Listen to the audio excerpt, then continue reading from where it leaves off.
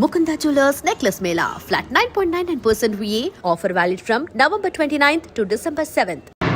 నువ్వే మాకు కొండంత అనుకున్నావు, నిన్నే పిండి పిండి చేసి పారేశాడు. వామ్మో వాయో, ఆ రామన చౌదరికి వయసు మీద పడుతుండా ఎంత బలమయ్యా. అతను చెప్పింది నిజం. అది కండబలం కాదు, గుండె బలం. నువ్వే ఇట్ట అయిపోతే ఇక మన సాంబశివరావు ఊరు వదిలిపెట్టి వెళ్ళిపోవాల్సిందేనా? నువ్వు గుండెను అతను కండను నమ్ముకున్నారు, కానీ నేను తెలివిని నమ్ముకున్నా. వెంకన్న, అలెగ్జాండర్ దండయాత్ర భారతదేశంలో అడుగుపెట్టగానే ఆగిపోయింది. ఈ రామన్న చౌదరి దండయాత్ర ఆ సాంబశివరావు పొలంలో అడుగుపెట్టగానే పూర్తవుతుంది. రేపే అందరిని పొందుతా. వద్దురా రావుడు, రేపే మహాశివరాత్రి. జటాధార స్వామి వారు వస్తారు. మీ తాతల కాల నుంచి మీ ఇంటి ముందున్న శివలింగానికి పూజలు జరిపిస్తున్నారు. నువ్వెప్పుడో చూసావు. రేపు ఒక్కరోజు ఇంట్లో ఉండరా. మనకు వయస్సు పెరిగి తేజస్సు తరిగిపోతుంది. ఆయనకి రోజు రోజుకి వయసు తరిగి తేజస్సు పెరిగిపోతుంది. చచ్చే, జనానికి పిచ్చిపట్టి గడ్డాలు పెంచిన వాళ్ళ కళ్ళ మీద అడ్డంగా పడుతుంది. రే వెంకన్న, ఒకప్పుడు ఈ దేశంలో 3 దేవుళ్ళు 3 కోట్ల మంది మహానుభావులు ఉండేవాడు, అంటే మానవత్వం ఉన్నవాడు. కానీ ఇప్పుడు దేవుళ్ళు లేరు, మహానుభావులు లేరు. ఈ స్వాములు మిమ్మల్ని మాయ చేయగలరు, గాని నన్నేమేం చేయలేరు.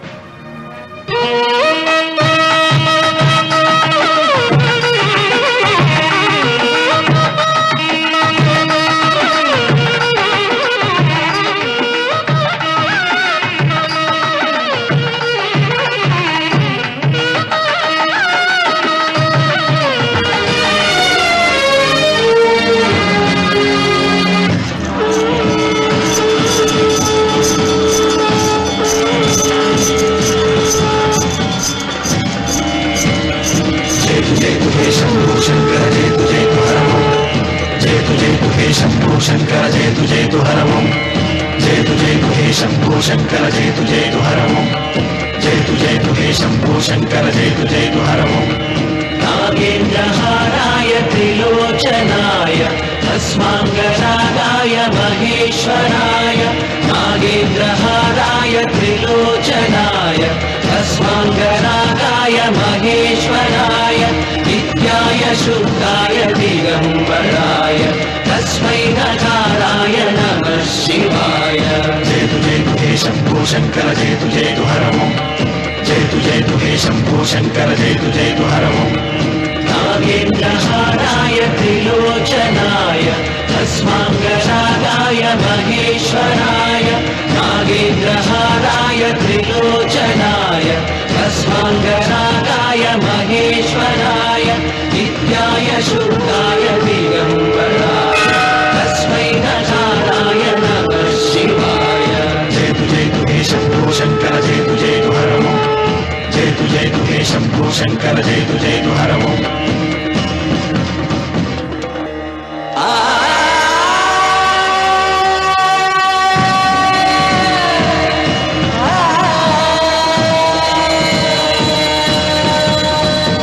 జయతు జయతు హే శంభో శంకర జయతు జయతు హరమం, జయతు జయతు హే శంభో శంకర జయతు జయతు హరమం.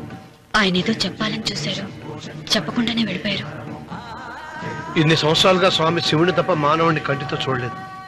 ఆయన మొట్టమొదటిసారిగా మీ కుటుంబం వంక చూశాడు. ఆ చూపుకు అర్థం ఏమిటో నాకు తెలియటం లేదు. నాకెందుకో భయం వేస్తోందమ్మా.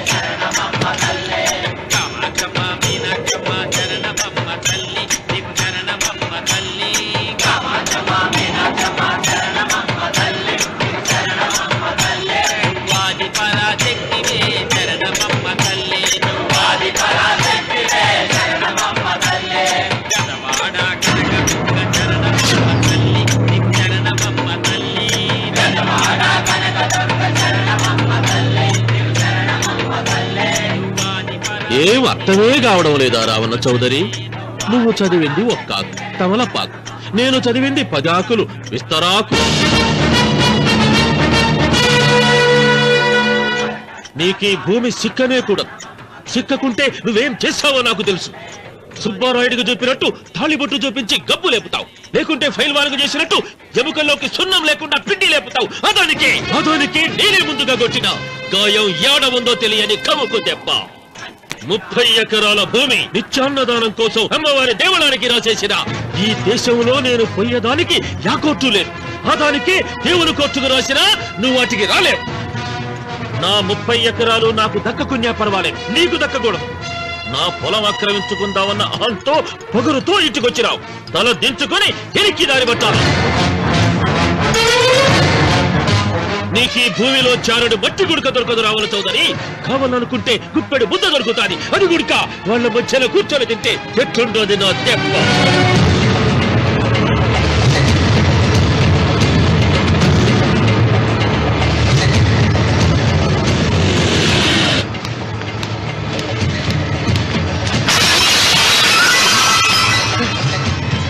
ఏమైంది?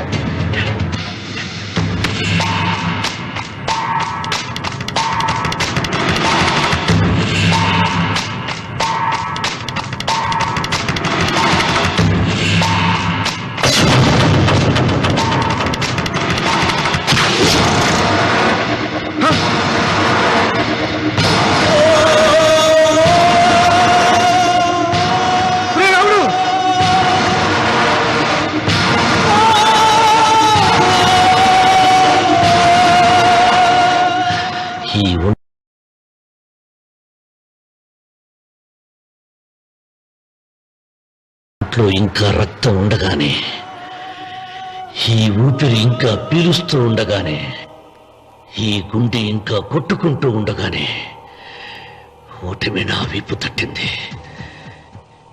ఈ రక్తం మొత్తం ఒంట్లోంచి పోవాలి.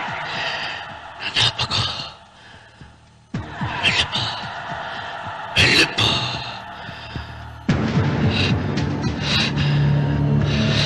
అమ్మా సీతారత్న, అబ్బాయిరా పెళ్లికి వెళ్ళారండి. అయ్యో రే, నువ్వు వెళ్ళి డాక్టర్ తీసుకురా. అయ్యో నీ బుర్రే బుర్రా.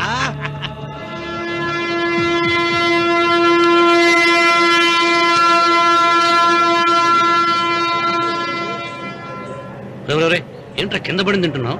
రేపటి నుంచి మీరు కూడా ఇదే తినాలండి. ఎందుకురా? లేకపోతే ఏంటండి, పని అమ్మాయిని ప్రేమించగానే సరిపోలేదండి, వాళ్ళు అలవాట్లు కూడా నేర్చుకోవాలి. అందుకని రేపటి నుంచి చికెన్ నేను తింటాను, జొన్న రొట్టె కొట్టుకొని మీరు తినండి. అన్నవరం, ప్రేమకు పేదరికం అంటారు. ఆ అమ్మాయి కోసం నా ప్రాణాయమే ఇస్తాను. ఎరా పని మనిషిని ప్రేమించావా? అమ్మా అమ్మ, నీ దండం పెడతానే, పని మనిషిని కలుపుకులా తీసేయద్దు. ఆ అమ్మాయి అంటే నాకు ఇష్టం అమ్మా. అమ్మగారు, ప్రతి పెళ్లికి అబ్బాయి గారు తీసుకెళ్ళి వాళ్ళ ఎత్తి అక్షంతలు వేయించడమే కానీ ఆయన నెత్తి మీద అక్షంతలు ఎప్పుడు ఇస్తారండి? అసలు ముదిరిపోయిన బెండకాయలో తయారవుతున్నాడు. నేనండి. ఆ అమ్మాయి దేవురు ఆ విషయాలన్నీ నేను తర్వాత చెప్తాను కానీ అమ్మగారు, ఆ చేతుల మీద కానీ నాకు కూడా పెళ్లి చేయండి. నీకు పెళ్ళా? అవునమ్మగారు, అబ్బాయి గారు పని అమ్మాయిని ప్రేమిస్తే నేను బాగా డబ్బులు ఉన్న అమ్మాయిని ప్రేమించారండి. అదిగో రైలు సిగ్నల్ ఇచ్చారండి. మీరు మా పెళ్లి కూడా సిగ్నల్ ఇచ్చేస్తే ఈ రోజు మీ ఇద్దరికి ఏమైందిరా? నమస్కారం బాబు గారు. నమస్కారం అండి. రండి.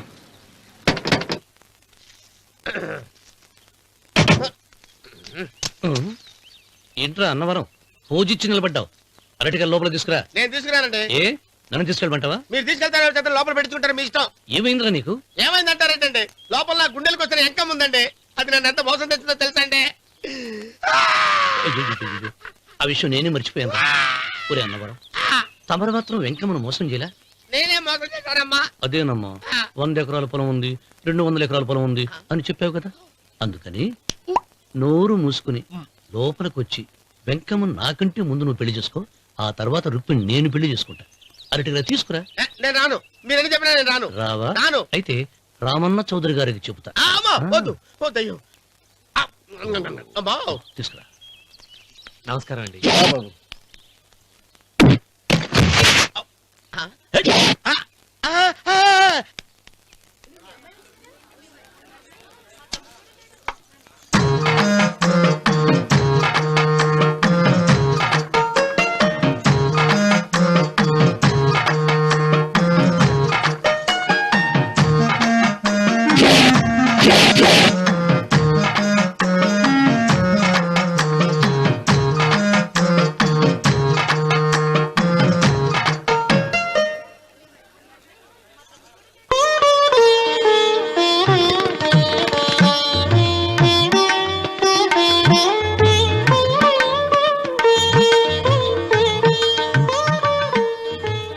గారు ఇప్పటికే ఆలస్యమైంది, త్వరగా జాతకాలు చూసి లగ్న పత్రికలు రాయించండి. నేను అదే కంగారు పడుతున్నానండి. ఇప్పటికే ఆలస్యం అయిపోయింది, మంచి ముహూర్తం దాటిపోతుందేమోనని. మీరు మాత్రం ఏం చేస్తారండి? మీ ఊరు నుంచి బయలుదేరి రావాలంటే ఒకవైపు కొండ, ఇంకోవైపు చెరువు, మధ్యలో ఆలయం. ఆలయం లేకపోతే సమయానికి వచ్చి ఉండేవాడుగా. గాయం ఏడ ఉందో తెలియని కవ్వకు దెబ్బ.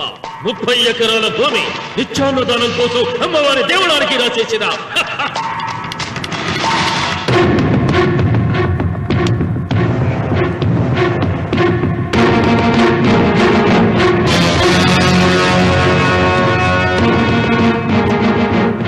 బావగారు ఏదో ఆలోచిస్తున్నారు. లాంఛనాలు ఏమన్నా కావాలంటే చెప్పమనండి. ఏమిట్రా ఇంకా ఆలోచిస్తున్నావు? రావుడు, వాళ్ళంతా కంగారు పడుతున్నారు. శుభం.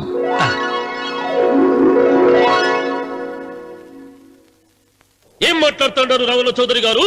ఆలయం కూలగొట్టించి రొట్టేయించాలా? ఇన్ని సంవత్సరాలుగా మన గ్రామం కుగ్రామంగా మిగిలిపోవటానికి రహదారి సదుపాయం లేకపోవడమే కారణం. ఇదిగో 6 మైళ్ల పొడవున రోడ్డు వేయించడానికి ప్లాన్ సిద్ధం చేశాను. దీని మూలంగా నేను 120 ఎకరాల పొలాన్ని పోగొట్టుకుంటాను. అది సరేనండి, మరి ఆలయము? పదవిలో ఉన్న వాళ్ళు ఆలోచించవలసింది ఆలయాన్ని గురించి కాదు, ప్రజల శ్రేయస్సు గురించి. ఒక పక్క కొండ, ఇంకొక పక్క చెరువు, మధ్యలో ఆలయం. దాన్ని పడగొట్టకపోతే ఇంకో 6 మైళ్ల దూరం ఎక్కువ పెరుగుతుంది. అది అమ్మవారి ఆలయము. నోరు లేని అమ్మవారి కంటే నోరున్న జనం గొప్పవాడు. రోడ్డు లేకపోబట్టే ఈ పల్లెలోని పేద ప్రజలు పండించుకున్న కూరగాయలు పట్టణానికి తీసుకెళ్లలేకపోతున్నారు. వాళ్ళ బాగు కోసం రోడ్డు వేయించి తీరుతాను. దానికోసం ఏమైనా చేస్తాను. ఏం చౌదరి గారు, మీ ఇంటి మొగల శివలింగం అన్నే ఉండాలా? దానికి దినాము పూజలు పురస్కారాలు జరుగుతాండాలా? అమ్మవారి దేవాలయం మాత్రం కూలగొట్టాలనా? మీరు మీ ఇంటి ముందున్న శివలింగాన్ని పీకి పారేయండి, అప్పుడు ఆయన ఒప్పుకుంటాడు. నువ్వు ఈ మాటను అంగీకరిస్తున్నావా? ఒప్పుకోండి సాంబశివరావు గారు, ఈయన శివలింగం జోలికి ఏమాత్రం పోతాడో నేను చూస్తాను. కానీ ఏమి, ముందు శివలింగం పడగొట్టరి, ఎరుకొచ్చిరి ఆలయం గోడ మీద పలుగు వెయ్యరి.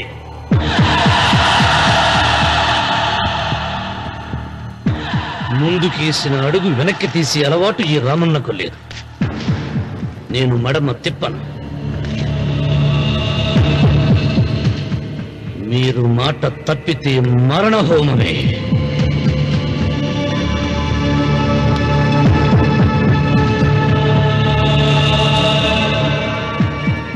ఊపు చూస్తా ఉంటే శివలింగాన్ని పీకి పారేసెట్టే ఉండాడే.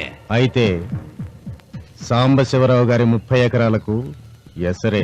ఆ ఇంటి ముందుండేటిది మామూలు రాయి కాదయ్యా, మహిమగల శివలింగము. తరతరాలుగా వాళ్ళ వంశాన్ని కాపాడుతాడాడే దేవుడు.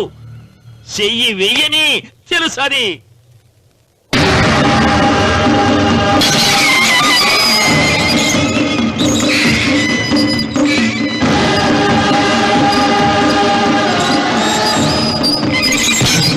త్వరగా పైన అయ్యగారు వీధి గుమ్మం నుంచి వస్తున్నారమ్మా. వీధి గుమ్మం నుంచి వస్తున్నారు.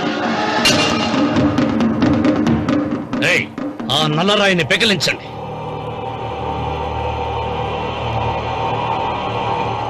ఓ, మీరందరూ హిందువులు. మీకు కళ్ళు పోతాయి, మీ జీవితాలు కుళ్ళిపోతాయి అన్నారు. అయ్యా, ముస్లిం అయినా హిందూ అయినా దేవుడు దేవుడే. నేను ఈ పాపం చేయలేను. పాపం? దేవుడి ముందు చేతులు కట్టుకుని నిలబడటమే శాపం రా. నేనే పెకలిస్తాను.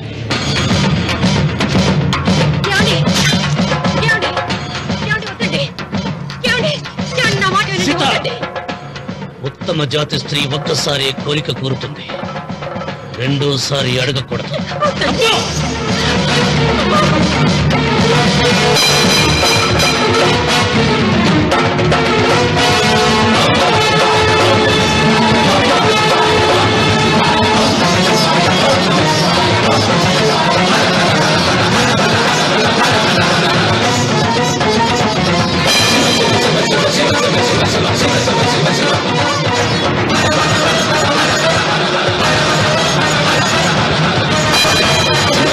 శివ శివ శివ శివ శివ శివ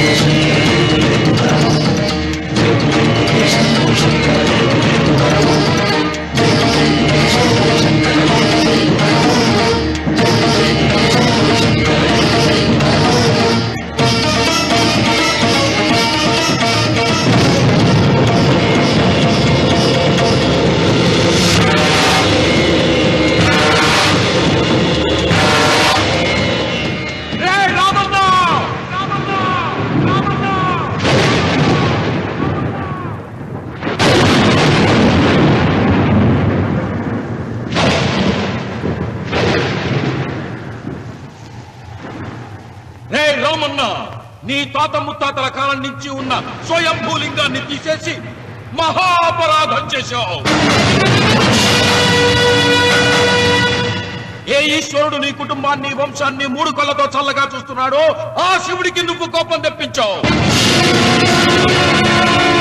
మాట వేయించడానికి నువ్వే వడివిరా, భగవంతుడే వేయిస్తాడు. అమ్మవారి ఆలయాన్ని నువ్వు తాకలేవు. మళ్ళీ శివరాత్రి నాటికి నీ స్వహస్తాలతో నువ్వు ఆ స్వయంభూలింగాన్ని తీసుకొచ్చి యథాస్థానంలో ప్రతిష్ఠించకపోతే నీ వంశం నిర్వంశమైపోతుంది.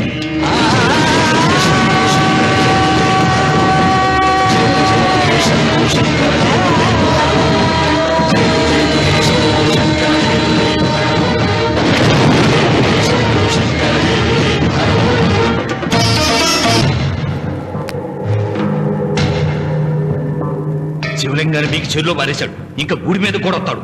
ఎక్కడొస్తాడు? జటాధర స్వామి శపించాడు కదా, జారిపోయి ఉంటాడు. రామున్న మొండివాడు పాపారావు.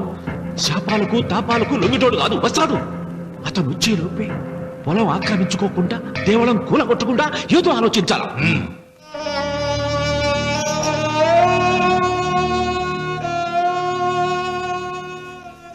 అన్నయ్య, ఆయనతో మాట్లాడే ధైర్యం నాకు లేదు. నువ్వైనా మాట్లాడి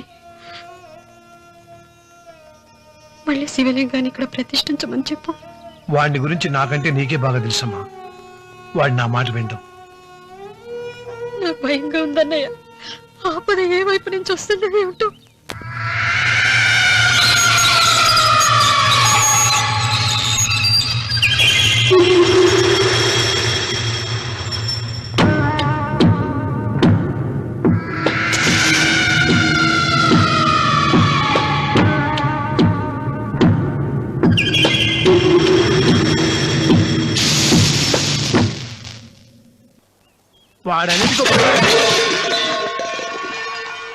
అరే ఏమిటై పని?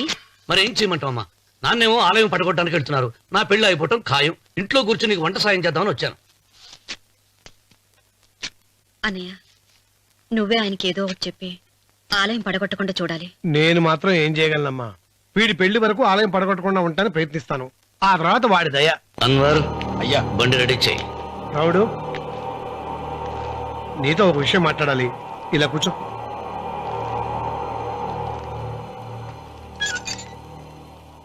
ఆలయం విషయంలో నీ పంత మానుకోవా? నిన్న జరిగింది మరచిపోను, నేడు జరగాల్సింది వాయిదా వేయను, రేపు జరగబోయే దాన్ని గురించి ఆలోచించను. ఆలయాన్ని ఈ రోజే పడగొట్టిస్తాను. నీకు కావాల్సింది పొలం కదా, ఆలయం జోలికి ఎందుకు వెళ్ళటం? ఆ పొలం నాకు దక్కకుండా అడ్డుపడింది అమ్మవారి ఆలయమేగా. ఆలయాన్ని పడగొడితే ఆ పొలం నీదవుతుందా? అవుతుంది. ఆ సాంబశివరావు పొలాన్ని రాసింది ఆలయానికేగా. ముందు ఆలయాన్ని పడగొట్టించి ఆలయమే లేదు కాబట్టి ఇక పొలం ఎందుకని ప్రశ్నించి అప్పుడు నా స్వాధీనం చేసుకుంటాను. కొడుకు పెళ్లికి తాంబూలాలు పుచ్చుకున్నావురా. 3 ముళ్ళు వేయించకుండా ఆలయం పడగొట్టాలని బయలుదేరుతున్నావు. ఇది ఏమన్నా ధర్మంగా ఉందా?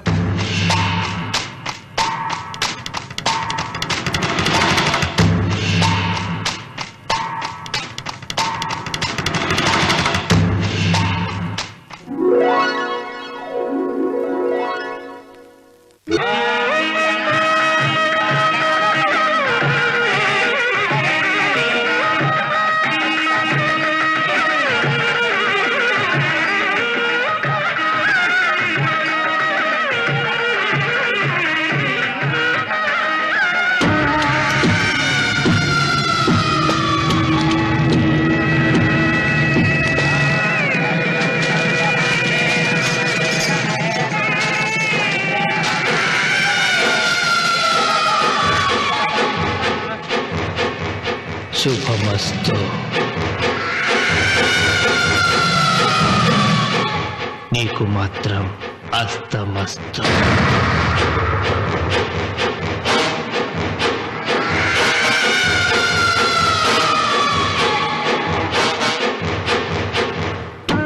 పెళ్లి కూతురు కంటే నువ్వే అందంగా ఉన్నావు.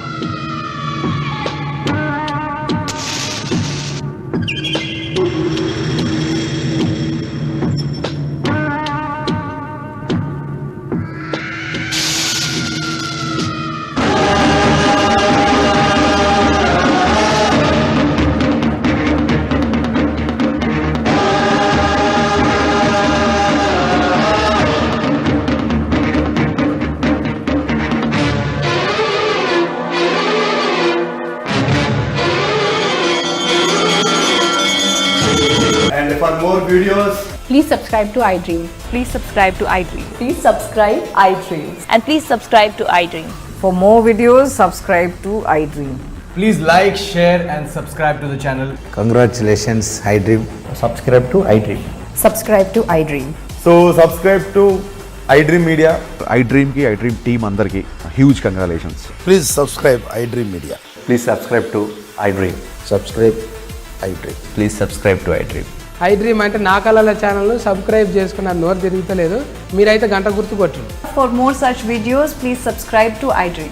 Subscribe to iDream. Please subscribe to iDream. Please subscribe iDream Media. Please do subscribe to iDream. Please subscribe to iDream Media. For best entertainment and information please subscribe iDream. And don't forget to subscribe to iDream.